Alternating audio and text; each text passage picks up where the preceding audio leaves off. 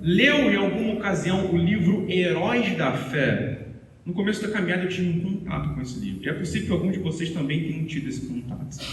E se vocês reagiram a este livro, assim como eu reagi, vocês tiveram encanto, paixão, entusiasmo.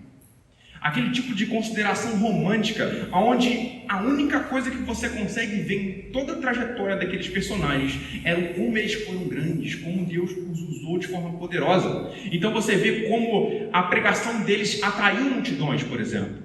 Você observa como eles eram homens de oração, homens ou mulheres de oração, podiam orar por horas. Você observa o entusiasmo e a ousadia na fé. E é sempre para esse lado que a gente vai tentar os nossos olhos. E esse livro Heróis da Fé, de forma muito especial, enfatiza muito esses aspectos do triunfo da vida desses homens no decorrer ou em todos os momentos da vida cristã que eles tiveram.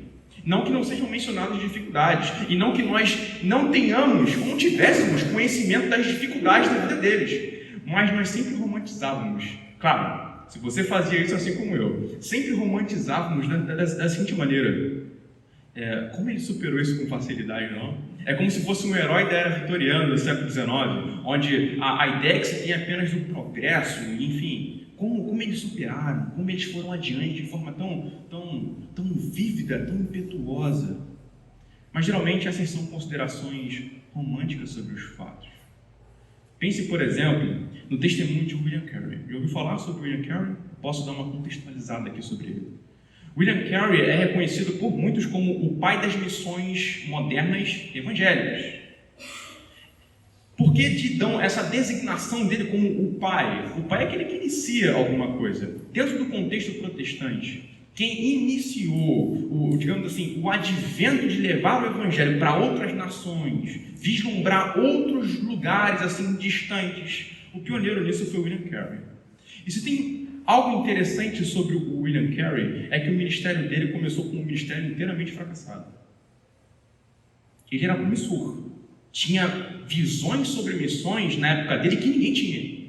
Mas pense, por exemplo, que em 1795, esse missionário, que agora está na Índia como um pregador, como um fundador de escolas, pense que esse homem, em 1795, ele começa a tradução do Novo Testamento para o Bengali, que é um dos dialetos que tinha ali na Índia. Então ele empenha ali uma tradução. E ele não era muito bom tradutor, não. Ele teve que se esforçar muito, um trabalho muito difícil. Ele não era muito bom nisso. Mas ele começa um trabalho de tradução. Em 1812, esse trabalho ainda não concluído, sabe o que vai acontecer? Um incêndio vai vir onde estavam guardados os documentos de tradução e vai queimar tudo. Quase 20 anos de trabalho jogado fora. Mas o trabalho de tradução não para, ele retoma do começo e vai até o final. E Deus usa aquela tradução e muitas outras que ele veio a fazer para abençoar o povo do Novo Testamento. Por que contar a história de William Carey? Perceba que essa foi uma dificuldade muito grande que ele enfrentou. Eu posso dizer que foi um grande obstáculo para a missão cristã. Nós veremos na vida do apóstolo Paulo que as missões na vida dele também tinham grandes obstáculos. Nesse caso aqui, um naufrágio, no capítulo 27 do livro de Atos. Nós vamos circundar bastante aqui o capítulo 27 dentro da perspectiva do naufrágio. É grande o tema fato aqui. A grande perspectiva, a grande história que tem aqui é justamente do naufrágio. Mas por que mencionar esses aspectos? Talvez, tanto na ideia de William Carey quanto no apóstolo Paulo, os obstáculos e as dificuldades para missões poderiam significar que elas não deveriam ir adiante. Quantos de nós, depois de 17 anos, empenhando um trabalho de tradução, tudo sendo queimado, não sairia fora? Eu vou voltar para a Inglaterra, onde eu tinha ou para os Estados Unidos, onde eu tinha um ministério muito proeminente lá. Mas, por favor, atentem-se para o que eu vou dizer agora, porque isso dá o eixo da ideia do começo até o final de toda a nossa exposição. Mas a providência de Deus não trabalha em missões apesar dos obstáculos. A providência de Deus trabalha em missões através dos obstáculos. Eu vou dizer mais, a providência de Deus trabalha em missões contando com os obstáculos. Faz parte do projeto de Deus conduzir o avanço do Evangelho por um caminho de dificuldades. Faz parte do projeto de Deus conduzir o caminho do avanço do Evangelho por um caminho aparentemente tortuoso, na nossa perspectiva, no nosso ponto de vista que é limitado. Mas Deus faz com que, apesar desses obstáculos, os seus intentos cheguem aonde Ele quer que cheguem. E essa é a questão fundamental aqui. Aqui em Atos 27, portanto, nessa viagem de Paulo a Roma, nós vamos observar esses aspectos. Como a providência de Deus conduziu a missão de Paulo até chegar com César, até chegar em Roma. Nós vamos observar esses aspectos aqui. Eu gostaria de trabalhar hoje, até antes de entrar aqui no contexto, 3 pontos que eu vou mencionar aqui para vocês, que vai ser as dificuldades do naufrágio, depois a confiança, que é a confiança que o apóstolo Paulo manifesta, e depois toda a significação, toda a reflexão acerca da providência divina aqui nesse momento, nesse texto. Eu coloquei os pontos ali de forma um pouco mais resumida, porque fica mais fácil de você notar. Mas eu vou mencionar algumas questões sobre o contexto antes que a gente entre no texto, nas informações do texto. E eu peço a sua atenção, porque existem alguns pequenos detalhes aqui que exigem um pouquinho mais de atenção. Em que momento nós estamos aqui nessa sessão de Atos? O que estava acontecendo antes e para onde está indo a narrativa? Como nós vimos em exposições anteriores, o apóstolo Paulo está traçando um caminho até Roma. Lá ele vai levar o Evangelho para Roma. Isso significa um grande avanço para o Evangelho, desde onde começou até para onde está indo. O Evangelho começou em Jerusalém, agora está se expandindo por movimentos poderosos do Espírito Santo até Roma, agora através do apóstolo Paulo.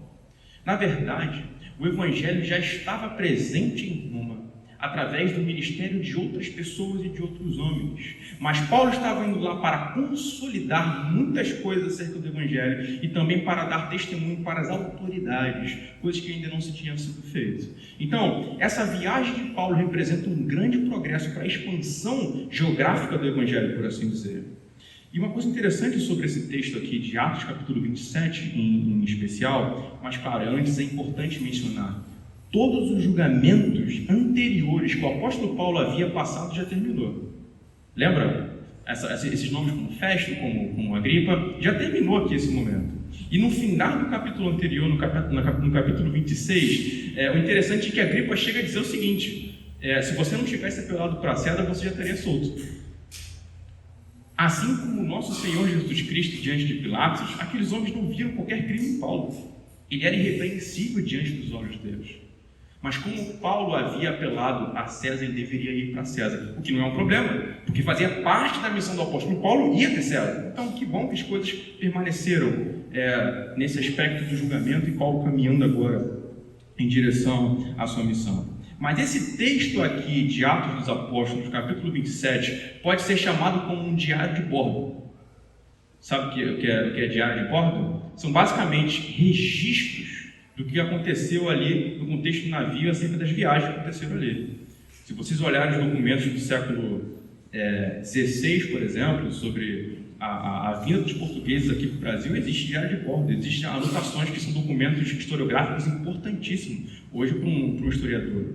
Então, isso aqui é um diário de bordo, capítulo 27 de Atos. E por que situar isso como um diário de bordo? Porque o autor desse livro de Atos, Lucas, ele fala na primeira pessoa do plural em todo momento. Lucas vivenciou tudo o que está acontecendo aqui, ele passou por tudo. Ele viu tudo acontecer, ele sofreu o desastre, ele estava na água quando o naufrágio aconteceu. Lucas passou por isso. Então, Lucas lidou com essa situação, não apenas como ele fala lá no início de Atos, você deve lembrar, Atos capítulo 1, tendo em vista que muitos empreenderam uma narrativa coordenada dos fatos que entre nós aconteceram, que começa no capítulo 1. Então, o que ele faz? Ele faz um trabalho de historiador, pegando tudo o que disseram e colocando em termos organizados aqui sobre Jesus e os feitos dos apóstolos. Mas isso aqui ele viu em primeira mão, ele estava lá, ele acompanhou todos os fatos em relação a isso aqui. Existe um estudioso do Novo Testamento que escreveu também um comentário em Atos, que é mencionado inclusive por John Stott, chamado Thomas Walker, e ele vai dizer que a descrição de Lucas sobre os acontecimentos de diário de bordo, de todo o naufrágio ali, as descrições dele são bem melhores e superiores a narrativas da literatura clássica acerca de momentos de naufrágio. E eu acredito que é importante considerar essa fala dele. O texto é rico. O texto é rico em imagens, em descrições de fatos. Portanto, estamos lidando com um texto que faz frente às narrativas antigas, como, por exemplo, Homero, acerca de um fato como um naufrágio aqui. É importante, então, esse trecho aqui nesses termos. E eu gostaria de caminhar para o texto, então, considerando essas coisas, mencionando justamente essas dificuldades em que Lucas coloca para nós em termos muito imagéticos, onde ele narra para nós de forma muito descritiva. E eu gostaria de entrar em alguns detalhes dessas dificuldades. Vamos comigo aqui para o versículo 4.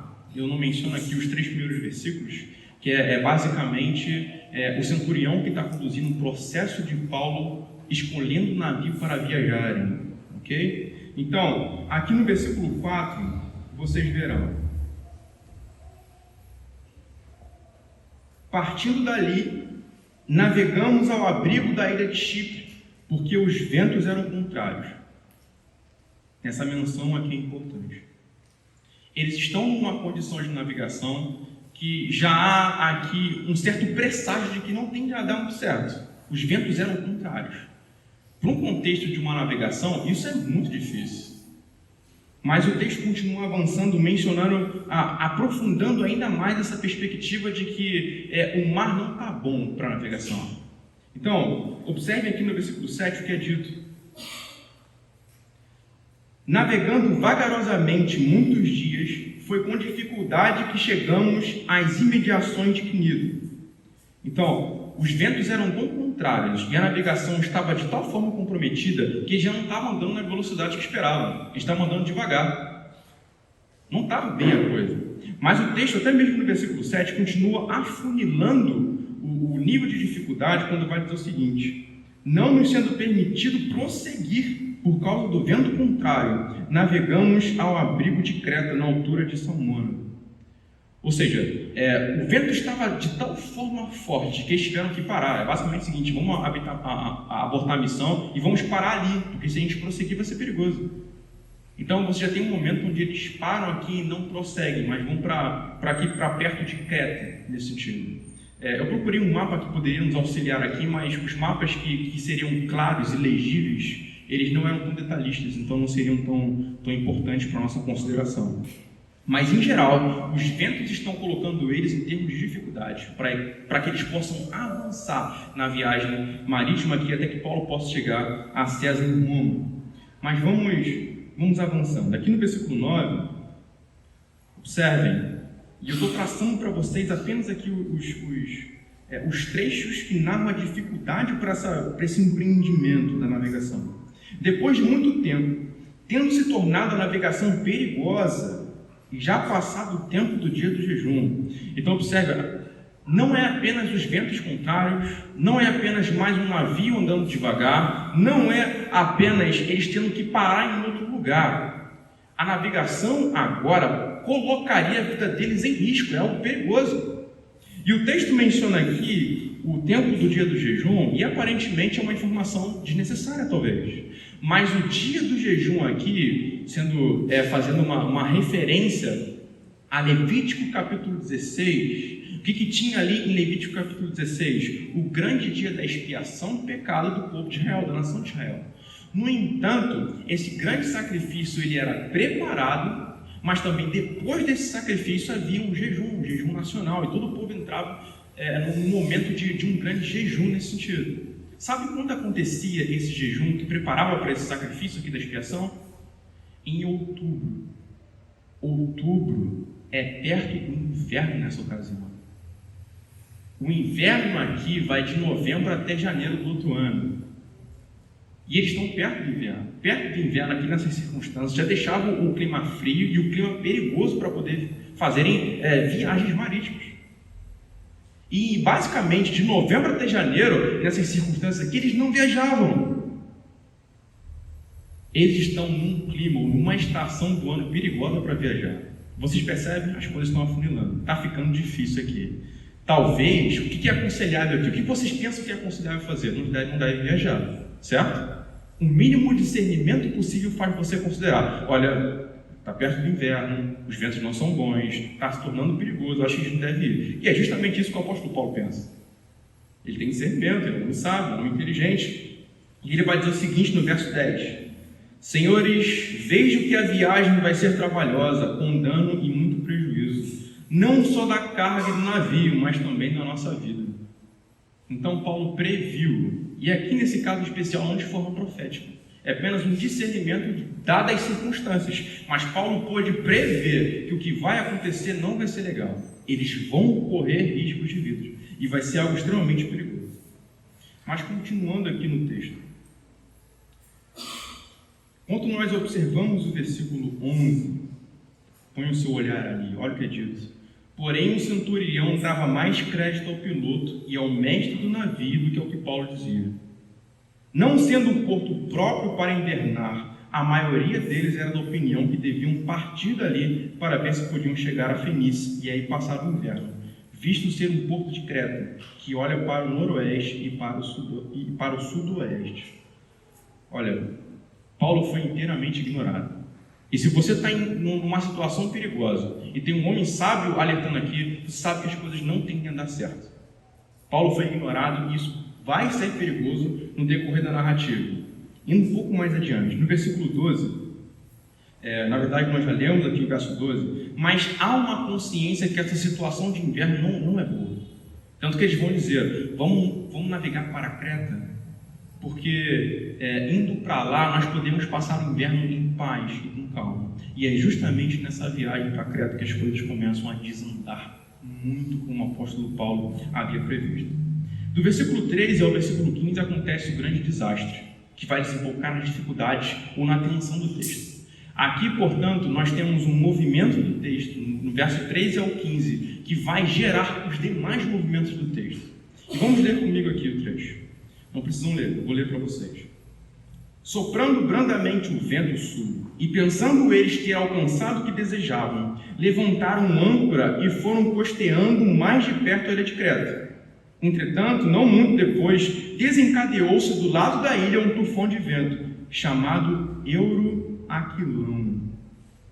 O navio foi arrastado com violência, e sem poder resistir ao vento, cessamos a manobra e nos fomos deixando levar. Havia uma aparente calmaria quando partiram, e então um tufão, um furacão aparece e torna a coisa totalmente inviável. Linguagens fortes o texto usa. Com violência eles foram arrastados. Aplica essa imagem a outras circunstâncias. Por exemplo, imagina uma pessoa pegando outra pessoa com muita força e levando para um lugar sem que ela queira, sabe?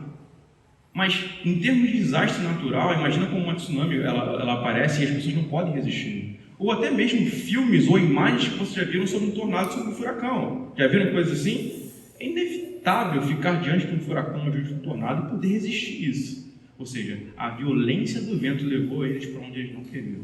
Então, essa é a grande tensão do texto. E é aqui que vai desenrolar todos os aspectos relacionados ao naufrágio. A partir do versículo 16 e 17, eu sei que essa parte tem um pouco mais de detalhes, mas a partir do verso 16 e o verso 17, eles começam a tomar medidas para impedir o naufrágio.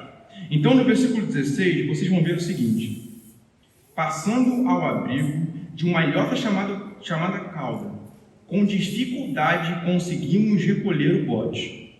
Então, o bote que eles tinham lá, eles trouxeram para dentro do navio. Primeira medida deles. Segunda medida deles aqui, versículo 17. Tendo içado o bote, os marinheiros usaram de todos os meios para reforçar o navio com cabos de segurança. O que eles basicamente fizeram foram passar cabos em torno do casco do navio para impedir que as madeiras do navio soltassem. Então, há a violência do mar e do vento contra o navio. Eles passaram cabos por todo o casco do navio, e um navio relativamente grande, para poder impedir que as madeiras pudessem soltar, entrasse água, e assim eles pudessem vir a naufrágio em termos imediatos aqui. Mas uma coisa que eles vinham fazer, no versículo 18, é dito que, açoitados severamente pela tormenta, no dia seguinte começaram a jogar a carga no mar. Então tudo que eles tinham, alimento, bagagem, começaram a jogar, começaram a se desfazer daquilo. Geralmente é uma medida para poder evitar o naufrágio. Quarta coisa que eles vêm fazer aqui, eles começam a lançar a armação do navio. Versículo 19. E no terceiro dia, nós mesmos com as próprias mãos lançamos ao mar a armação do navio. Imagina que são os mastros, as vergas, a vela, por onde o vento impulsiona o navio. Eles começaram a se desfazer da própria estrutura do navio. O texto ele tem uma dimensão de progressão da dificuldade. Vai ficando cada vez pior, está ficando cada vez mais inevitável, está ficando cada vez mais difícil. Olha a grande tensão. O furacão veio sobre nós e tornou-se irresistível o que vai acontecer aqui. E no versículo 20, olha o que Lucas vai dizer: e não aparecendo, havia já alguns dias nem sol nem estrelas, caindo sobre nós grande tempestade, dissipou-se afinal toda a esperança de salvamento. Só tempestade, tudo nublado, trovões, vento forte. Imagina essas pessoas já vindo de um jejum, assim, um tempo sem comer, muito frio, porque é um período próximo ao inverno, então no mar ali pegando água fria. Eles perderam a esperança de sair dessa situação. Todos que estavam no navio, ao que parece, perderam todas as esperanças de conseguirem ficar livres do que está acontecendo aqui. Isso deve citar algumas perguntas já em nossas mentes. Ok, imagina Paulo nessas circunstâncias. Paulo ele está indo para Roma. Paulo está indo para estar diante de César e de repente vem esse tipo de obstáculo sobre ele. Deus assegurou em textos anteriores de que essa era a missão para Paulo. É difícil entender, portanto, uma espécie de tempestade que pode colocar em risco a própria vida.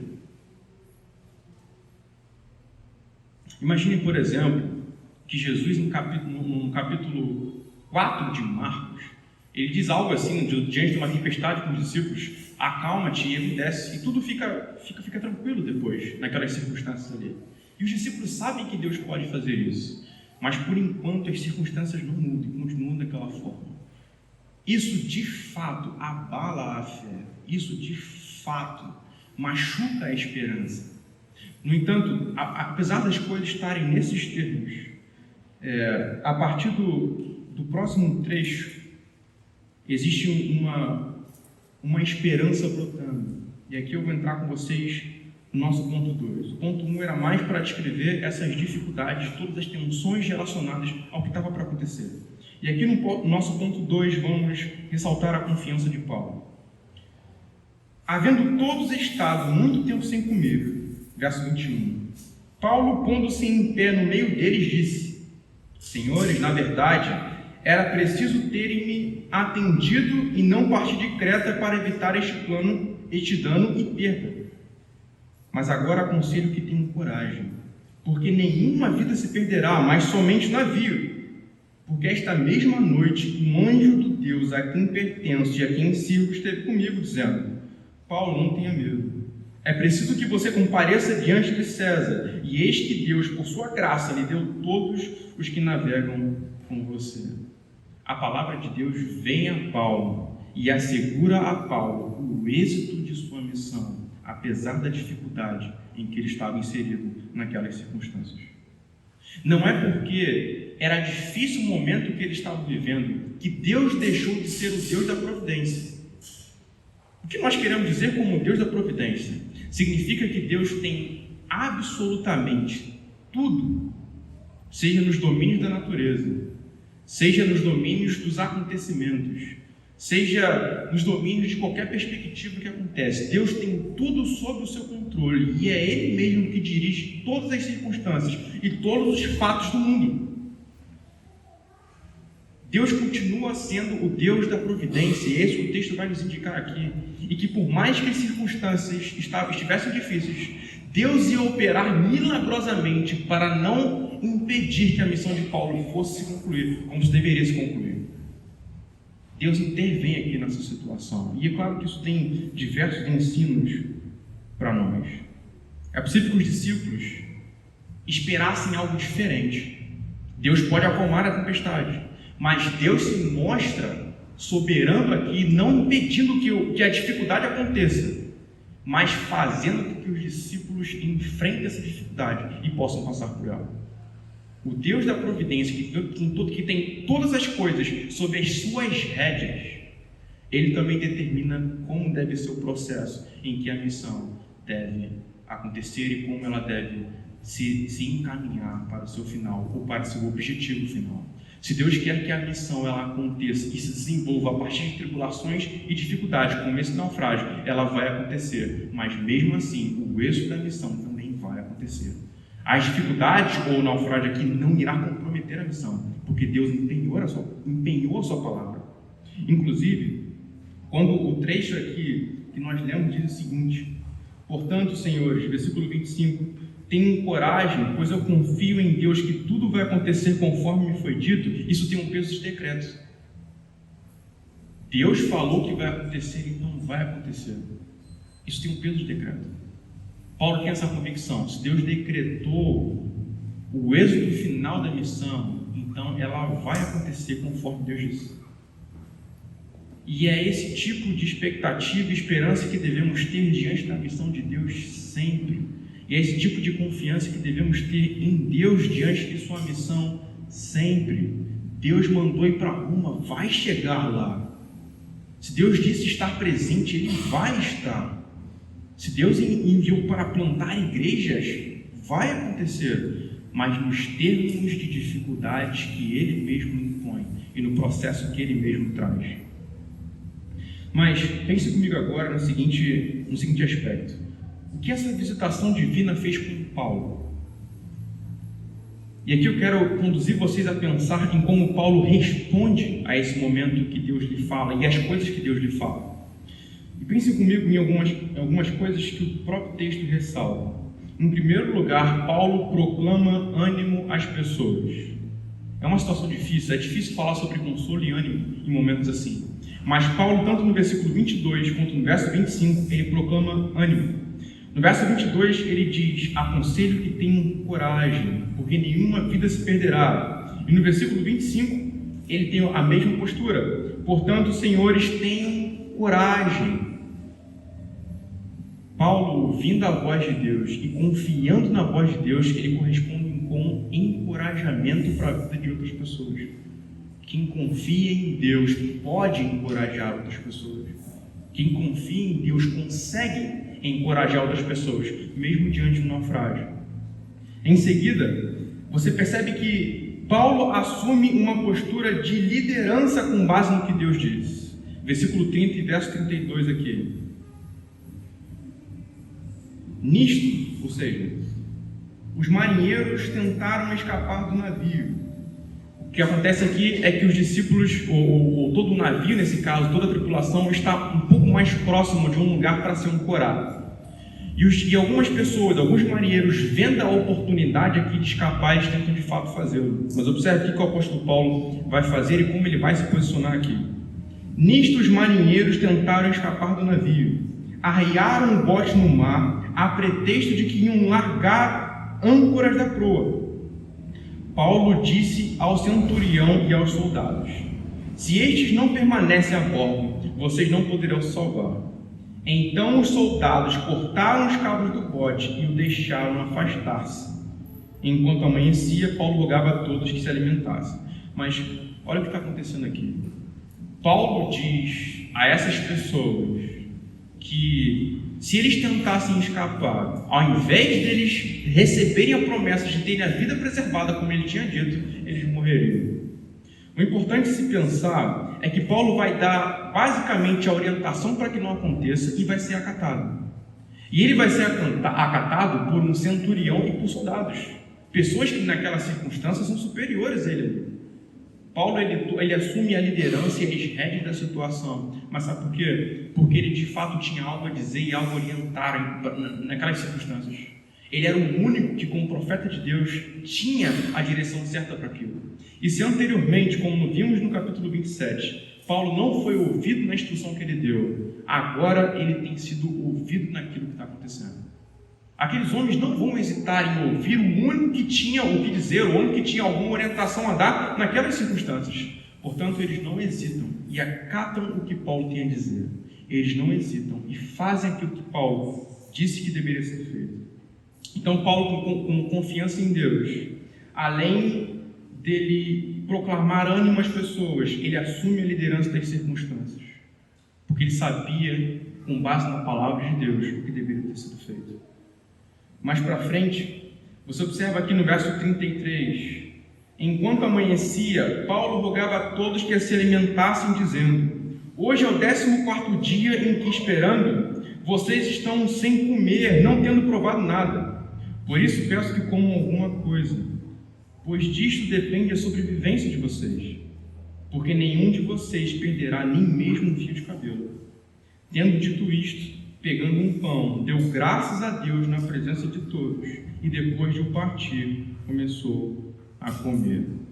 Paulo, então, ele age com sabedoria aqui. Aquelas pessoas precisavam comer depois de 2 semanas sem comer algo, e ele conduz as pessoas a se alimentarem. Mas perceba que, por mais que fosse contrário às circunstâncias, Paulo agradece por aquilo que eles tinham ali a comer. Paulo assume uma postura de gratidão. Então, a confiança em Deus, mesmo diante do perigo de morte, não retira a postura de gratidão, sabendo que Deus detém os meios acerca da vida e Deus preserva a vida como Ele bem o quer. A confiança na providência de Deus, portanto, por parte do apóstolo Paulo, dá para ele uma postura a ser assumida. E quando não confiamos na providência de Deus, isso de fato vai afetar as nossas posturas. Não teremos uma postura de confiança, de certeza ou de gratidão. Pelo contrário, assumiremos outros tipos de posturas. Talvez uma postura que reclame, uma postura que, enfim, padece, que desanima, que não consegue ir adiante. Mas se Deus envia uma palavra, Paulo vai. E não vai como alguém que fica amedrontado, mas vai como alguém que confia e, portanto, vai adiante. E assim devemos agir. Mas eu quero tomar a atenção de vocês para o nosso terceiro e último ponto aqui, é que, fora das dimensões do capítulo 27, porque digamos que a conclusão do naufrágio aparece até mesmo no capítulo 28, mas eu não vou adentrar no capítulo, só vou fazer uma menção conclusiva aqui, sobre o tema da providência de Deus e acerca do que está acontecendo. O desfecho da história é um desfecho positivo. Nós vamos ver que 276 pessoas que estavam naquele navio sobreviveram. Isso era totalmente contra o que a mente humana poderia esperar. As menções da quantidade de pessoas estão aqui no verso 37 do capítulo 27. É muita gente que estava naquele navio. Mas todas essas pessoas sobrevivem. Todas essas pessoas, como o texto vai dizer, não vão ter nenhum fio de cabelo delas comprometidos, porque Deus disse que não ia acontecer, portanto não acontece. Todas foram preservadas. Mas, se vocês forem comigo até o capítulo 28, versículo 7 ao versículo 10,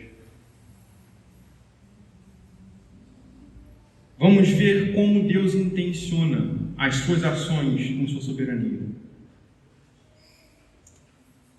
Perto daquele lugar, capítulo 28, verso 7, perto daquele lugar havia um sítio que pertencia ao homem principal da ilha. Que ilha? A ilha de Malta, a ilha onde eles foram parar depois do naufrágio, chamado Públio, o qual nos recebeu e hospedou com muita bondade durante 3 dias.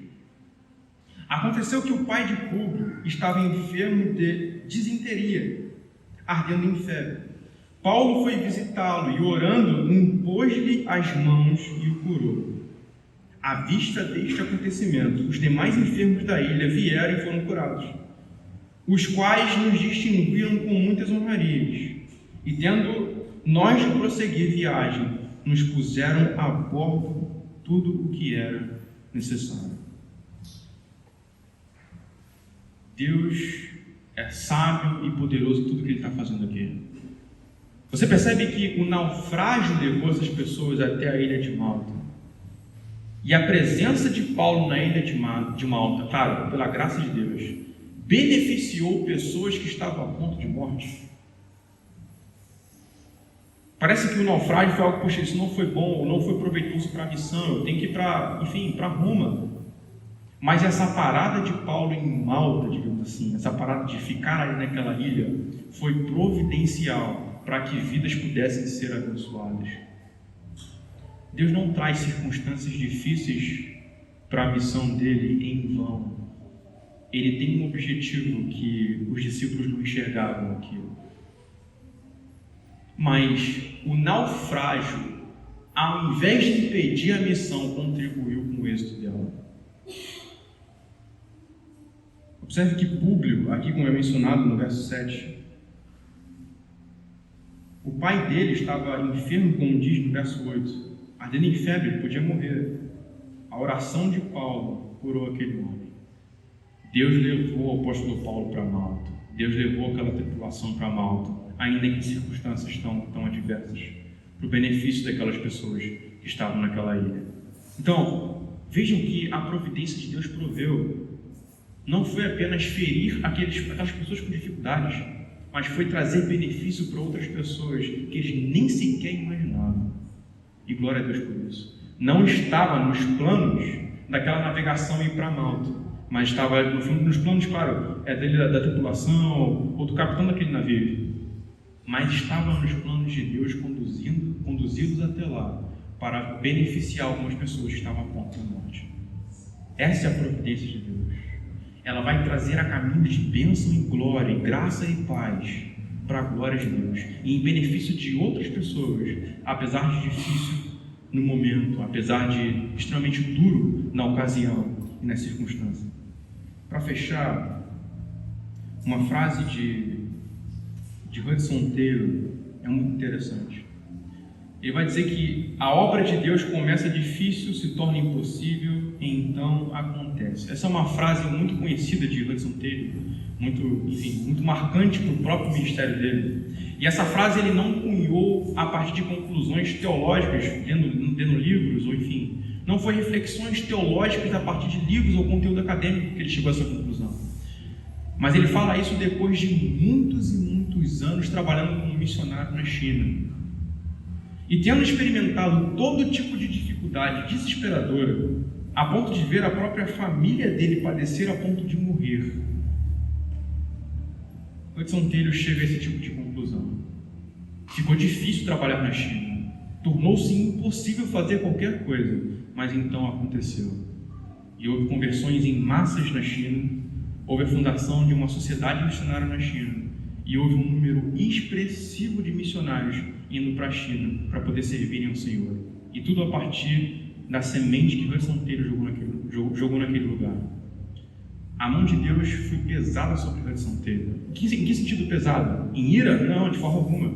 Deus trouxe dificuldades para a missão empenhada por Hudson Taylor. Mas o final de tudo isso foi um final de graça, um final de benefício para a vida dele. Que nós, diante das adversidades para a missão cristã, possamos ter a mesma postura. É difícil, torna-se impossível, mas Deus faz acontecer no tempo e na forma dele. Portanto, que sejamos perseverantes, que possamos ir até o final. Vamos orar a Deus, pedindo para que Ele nos dê graça, para que possamos praticar a confiança de Paulo aqui. Senhor, nós pedimos a Ti ajuda, nós pedimos a Ti